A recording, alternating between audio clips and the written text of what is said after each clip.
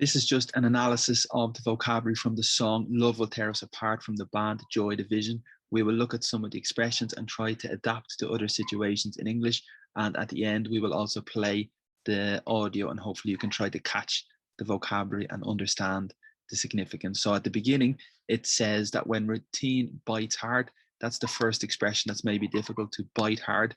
Bite in Spanish is morder. And we have some expressions in relation to bite. For example, in this situation, we say winter bites hard, and that means when winter starts to really affect and starts to be really, really strong, it's possible to say that the winter is biting hard. Also, we have an expression with the bite. We say to bite off more than you can chew, and that means you take more jobs, you take more responsibilities than you can possibly process, than you can possibly do.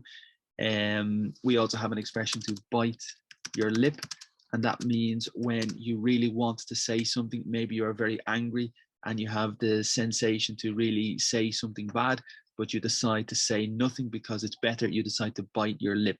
It's the same with your tongue as well. Lengua en español, you can bite your tongue if you want to say something and you decide it's better not to say something because it's maybe offensive or it maybe will insult or upset somebody. So to bite your tongue and to bite your lip are very, very famous expressions. And in this situation, if the winter is biting hard, the significance is the winter is impacting very much on the climate and on the sensation, on the feeling. So here, routine, basically when routine is hitting you hard, when you're suffering because of the routine, it's very boring and it's difficult. You can also say the daily grind, which means the daily routine. Again, it's maybe negative because you're working hard and it's a daily grind. The verb is to grind, and it's related to coffee. This action to grind the coffee, also your teeth. If you grind your teeth, it's the action that's a lot of friction and a lot of pain maybe as well. So the daily grind is like the daily routine. And when it bites hard, the significance is it hurts you because it's maybe difficult or very stressful as well. So the daily routine, biting hard. Ambitions are low, not too difficult. Your ambitions are low. You can have high ambitions and you can set the target high. We can say, I suppose, an expression to shoot for the stars, and that means that you're aiming very, very high and you really want to achieve and you want to get the best. So to shoot for the stars is the opposite, because ambitions are low. It means you're not really feeling very optimistic. You're feeling a bit pessimistic because the routine is maybe difficult in this situation. But the opposite is to shoot for the stars, and that means maybe to aim high. They're typical expressions that we use in that situation. Resentment rides high. Again, this is a very good sentence. So the verb is to resent. It really means that you're angry and you do not like something. So you resent a person. The significance maybe is you really dislike or you really maybe hate the person or the situation. So the verb is very good English, to resent, and the noun is the resentment.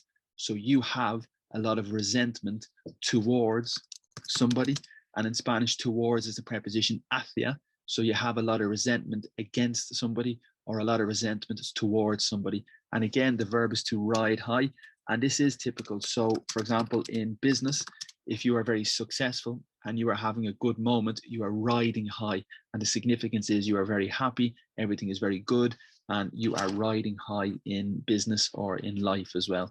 But in this situation, the expression is resentment is really, really high. It's not typical that resentment rides high, but that's the expression here, that really there is a lot of negative feeling, a lot of bad blood as well. We say to have some bad blood between somebody, and the significance is that you have bad feelings, bad sentiments, and you feel maybe a lot of resentment towards somebody. You have a lot of bad blood towards somebody or with somebody as well. Okay, so that's another typical expression. And I'll just identify bad blood. And then the next sentence, I suppose, the emotions won't grow. And here we have to be careful because the noun is the verb. The verb is to grow and the noun is the growth. And this is very important just for the pronunciation. The growth of the economy, the growth of emotions, the growth of the person is the substantive, and the verb is to grow. Also, the phrasal verb is to grow up. and that's very typical, like to mature. So if the person is very immature or acting like a child, the typical expression is to grow up, and that means to mature or to behave a bit better. In a company, it's probably necessary to grow in the company, to develop in the company, and the typical error is to grow up. So grow up is only really for an insult maybe, or for a person to mature more. But in a company, we say just to grow, to progress, or to develop. That's the big error with grow up as well. So to grow in a company, to develop, to progress, and they would be the best options instead of grow up, because grow up is only really for attitude and for people as well. Okay, so here emotions won't grow, and I'll just change the text here just to try and show you a bit more vocabulary. Yeah, and we're changing our ways. That's a good expression as well. So to change your ways means that you change your routine, you change your habit, you change your maybe personality, you change your behavior. Okay, because the opposite is you are set in your ways. Okay, so you are set in your ways, and the significance is that you are fixed in your behavior. It's impossible to change your behavior. Maybe you're very old-fashioned, or you have a lot of routine that you have for a long time, and you are fixed or you are set in your way. And the opposite is maybe to change your ways. Okay, so to change your behavior, to change your accent, attitude as well. So taking different roads, maybe that's understandable and clear. So I suppose taking different roads or different routes or different paths. So after school, after university, when you finish, you can take a different path, you can take different roads. And we have an expression as well. We say a fork in the road. So you are at a junction in your life, or you are at a fork in the road. And the significance is you are at a very important moment, and you need to make a decision if you go this way or you go that way. So in this situation, you take a different road. And we can also say to take the road less traveled is an expression as well. And that means maybe you take the more difficult option, that most people go this direction, but you take the road less traveled. So maybe it's the most difficult, it's the most challenging, it's the most problematic road. And that's famous as well. So to take the less traveled road as well.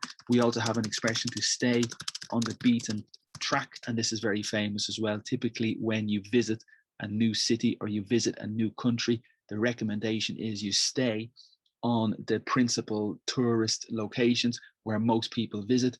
You stay there, you go in these typical ways, because it's a bad idea maybe to go on a way that's maybe never been taken before. So to stay on the beaten track is important, because the verb is to beat, like hit, and in relation to people walking, they have beaten the floor really. So to stay on the beaten track is to stay on the typical route that people take on holidays when you visit a new city. Okay.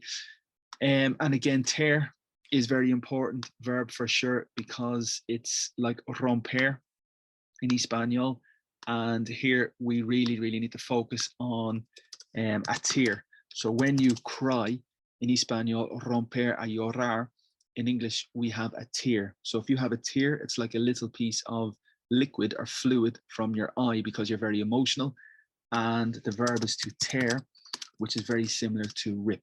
So with tear, it's very important with paper. You tear paper, the contract, you tear up the contract or rip up the contract. So tear and rip is more for paper and for clothes, and break is just more general. Break is like romper in Spanish. So tear the contract, tear your papers, tear your ligaments, tear your muscles. So it's very important vocabulary. Tear muscles, tear ligaments, tear maybe up the contract or paper. And again, it could be very similar to rip, but I suppose we say rip for clothes as well.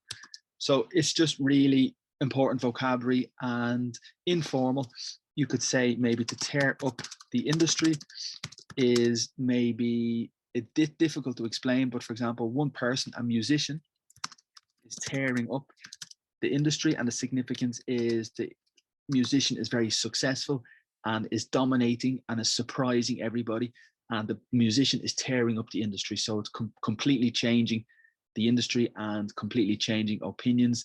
And it's a possible phrasal verb in very informal situations as well. So to tear it up is to be fantastic and to do really, really well and to have a lot of success, okay? And then we can say my heart is torn between the two decisions. That's typical as well. So if you have a difficult decision and you cannot decide the best option, your heart is separated, your heart is divided. So your heart is torn between the two options. That's really, really typical as well. And then of course, to tear apart is the key of this song. It's the key vocabulary, it's the key expression, and it's very intensive. It's very dramatic, really, to really move and really separate. Okay, so love will tear the people apart. So it will destroy you because it's very powerful, I think is, I suppose, the message here. So to tear apart could be more literal with paper, tear apart, and it means really to separate, okay? In the second paragraph, just let me check the vocabulary, and I'm going to highlight the key words in the second paragraph. So it's a question: why is the bedroom so? Remember, cold is the adjective, but with every adjective you can say so to intensify. Happy, so happy. Tired, so tired. So it intensifies the adjective, so it's really, really cold.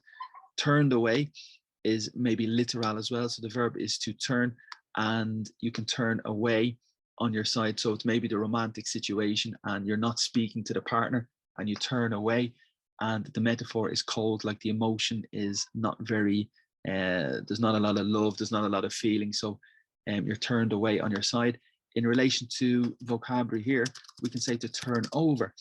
Typically on the Sunday, when you have a chance to sleep more, you wake up at 6 o'clock, but you have the opportunity to stay in bed more time because you have no work. We say to turn over, and that means to sleep maybe more. Also, we say to lie in, which is the same situation as you turn over, but really it means that you sleep more time because you are free, because you are not working as well. So to lie in is a phrasal verb, and the significance is to sleep more and to enjoy your morning that you can sleep. Okay, there is a second possibility. We say to sleep it out or to sleep it in, and that's a bit different. The significance is you sleep, but you are supposed to wake up, you are supposed to go to work, but your alarm is broken, or you do not, or you cannot wake up. So you sleep it out or you sleep it in. So you can see the difference is very important. But here it's just physically turned away on your side, but the significance is you are maybe away from your partner. It's cold and it's maybe negative as well. Okay, the next expression we can see is very, very good. My timing is very typical maybe in sport. So if you have action in sport and the player is very good with the timing, so it's like coordination with the other player. So your timing is flawed. This is really, really good vocabulary. So a flaw is like a negative or a fault. So if you have a lot of flaws, the significance really is you have a lot of faults, you have a lot of bad points, negative points in your character, in your behavior, and it's really good vocabulary. Also, we say flawless, and that means really no faults. So it's a famous expression, absolutely flawless, and the significance is almost perfect. Okay, so flawless has the significance perfect, but we do have a lot of flaws. It means a lot of defects or a lot of faults as well. So there's a lot of flaws in the contract, there's a lot of flaws in the legislation, there's a lot of flaws in the performance, and it means a lot of faults or a lot of problems as well. So really, really good vocabulary. And then our respect, run, so dry. So here the key word is to run. And of course, respect is very general, but again, so is to intensify. The adjective is dry, and basically the respect is dry. So it's a very unusual combination, very creative, because you have a lot of respect for each other, but you have no respect. And then basically dry is connected with run, because run is typical with the liquid. They maybe say to run maybe the bath, but also we say running water as well. And that means it's a lot of fluidity and a lot of liquid. And that's really the connection here with dry. So it's very, there's no fluidity, there's no quantity. So it's a lack, una falta. In the next sentence, he talks about the appeal. So here we say, still is todavía. So there is still this appeal that we've kept through. And this is the important preposition as well. because through is a través, and I suppose it means during, so through the weekend, through the day. And we have another word which is very important. We say throughout, which is almost the same. So we'd say through the day, and there is another word which is almost the same, throughout the day. And the significance is really during all the day, during all the week, during the year. So throughout the day, throughout the week, throughout the year. And here, of course, your life is singular with the F, and it's plural with the V. So we'd say one life and two lives. So here it's plural, and because it's plural, it changes the spelling a little. And appeal is important as well. And I think it's very similar in Latin languages, in Spanish and Portuguese. So you appeal for information, and the significance is really you are asking for information. You appeal for help, and that's possible as well. And it means really to ask for help as well. So you're appealing for information and appealing for help. Also, we have an adjective. The food looks very appealing, and the significance is very attractive. So the chocolate cake looks very appealing. And in this situation, there is still this appeal, which maybe is connected to the attraction. So I suppose here it's attraction, okay? So for example, what is the appeal of going to Italy, for example? So what is the attraction? What is the enjoyment? What is the appeal? Okay, so it's like attraction. So very good vocabulary. And here they're speaking about romantic situations. So there is an appeal in a relationship, which is really the attraction in the relationship. And again, just a chorus. And then to cry out. So I suppose the verb to cry is typical with children or in emotional situations. And with cry out, it's just more emphasis because, of course, the emotion is normally inside and you cry out. So really, it's just more emphasis. It could be physical crying with the tears, or it could be shouting as well. And that's the difficulty, because there is a verb to cry, and it's usually with the tears, with the liquid. But the second possibility is like to shout. If you're crying, you're shouting out as well. And here, I suppose it's shouting and during your sleep. And then all my failings, which is a synonym for the flaws. So you remember in the second paragraph, you had a lot of flaws, but in this third paragraph, your failings is a synonym of your flaws as well. And the verb is to expose, which is very similar, I think, in Spanish as well. So to expose your failings is really to show or reveal your failings as well. Okay, so it's a question, do you cry out in your sleep, all my failings exposed? So really it's good vocabulary and good expression. Again, get is like to obtain. So you obtain a taste in my mouth as desperation takes hold. So desperate is the adjective and desperation is the noun, and the verb is to take hold. And that's very, very difficult vocabulary. I suppose it's similar to bite hard. So we say, for example, the winter is taking hold, and that means it is really controlling, it is appearing, it is here, and it's going to stay. So maybe we could say to take hold of the situation, and that means really just to control, to manage the situation, to take hold of the situation. And I suppose they're the most typical situations, but here desperation takes control. So it's impossible to escape the desperation. It's impossible to change the desperation. And that's really the significance here. When the winter takes hold, it's impossible to escape the winter. Influenza, it takes hold and it's impossible to remove. So that's really the significance as well. And then again, adjective to intensify, so again, so really is to intensify. The adjective good, I just can't function, I can't work, I can't take actions, I can't function no more. And no more really means any longer. So for example, I can't do it anymore, and I cannot do it any longer. And then in the negative, I can do it no more.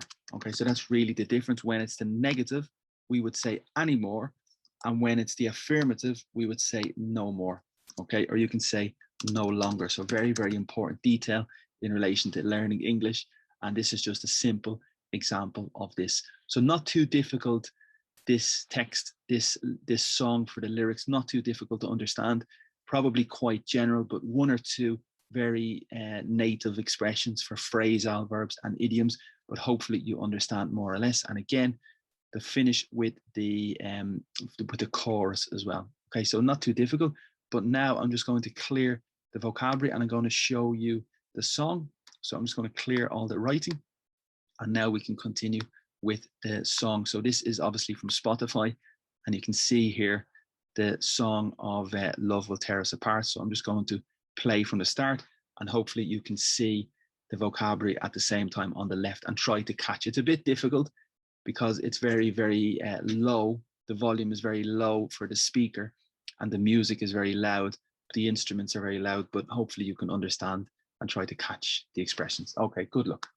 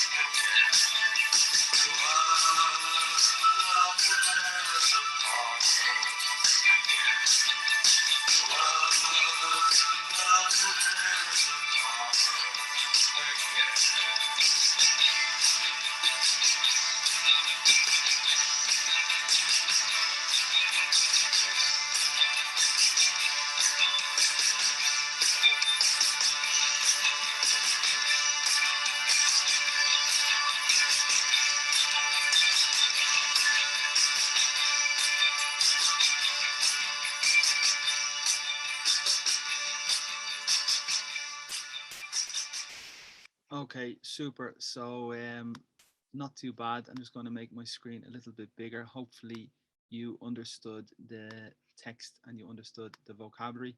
Um, Interesting. It's very difficult really to listen to the lyrics because the volume of the audio is very, or the music or the instruments was very, very high. But hopefully you can catch a little, and maybe the explanation of the vocabulary will help. You can see again, not too difficult, but there's maybe 5 or 6 expressions that are key to really understand the sentiment and the significance of the song. That's my interpretation. Anyway, some people maybe have a different interpretation. So hopefully you can see here the vocabulary again, and I can put the notes in the video later, but hopefully you enjoyed. And sorry for the little interruption during the the video, there was a small connection. I had to start again, and it's a bit difficult, but hopefully this video will help a little, and little by little I will produce more videos to try and show you some of the expressions and the vocabulary in English that are most important. So thank you so much for watching. I hope you enjoyed a little, and hopefully you can stay in contact with the Facebook page, the YouTube channel, Instagram, all the other channels, and you can follow the next videos as well. So thank you so much and have a great day. And